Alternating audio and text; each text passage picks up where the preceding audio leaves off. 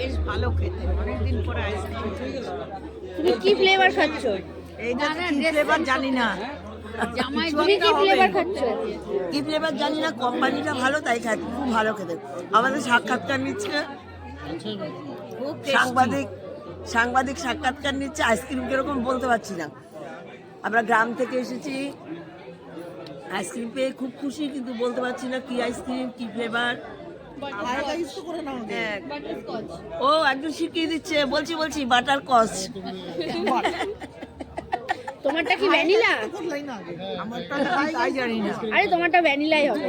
Vanilla, strawberry মনে হচ্ছে। গ্রামের মানুষ ওই যে spicy একটা খায়নি। শহর থেকে এসেছে বৌমা, ও বলে দিচ্ছে আমাদেরকে। হ্যাঁ, কি হয়েছে?